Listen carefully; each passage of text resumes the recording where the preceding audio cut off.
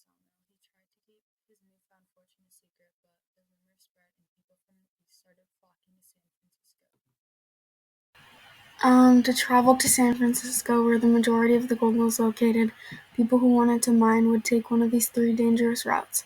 One route they would take was from the terrain of the United States right from the east. Another way is sailing 18,000 miles around South America and then up the Pacific coast. The third way they took was to sail to Panama, cross overland, and then sail to California from there. The typical miner was a young man looking to get rich quickly. Due to the hard toil, many of the miners' pants would rip from looking for gold, so a young entrepreneur named Jacob Davis decided to make a pair of pants with straps around their shoulders.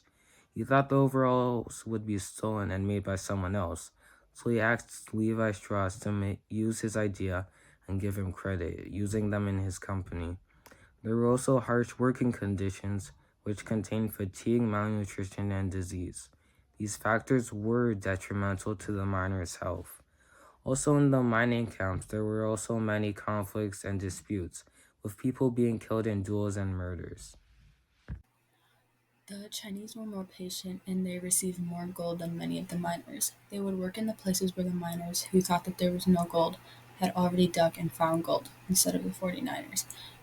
Because of the competition, after California became a state, the foreign miners' tax was passed. This meant that any miner from a different country was forced to pay $20 per month if they wanted to stay in the camps. To combat this unfairness, many Chinese citizens opened shops and restaurants in the area, earning its name Chinatown. By 1852, the gold rush was already over. The event caused the population to grow exponentially, with a total of 250,000 people moving into California. This also caused the economy to grow enormously. San Francisco became an established point of interest, being used for shipping and manufacturing, while Sacramento became the powerhouse of a huge farming region.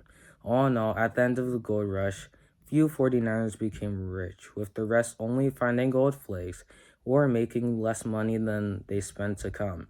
Many American miners also had financial problems at the end of the gold rush. Seeing the success of the Chinese, they started to get angry at the immigrants because they were receiving more success due to their patience. The gold rush impacted U.S. history tremendously, and there are far more people in California now because of their miner ancestors who came in the mid 1800s. The miners' nickname came from San Francisco in 1849. The 49ers, the football team, had their name inspired by the nickname of these miners.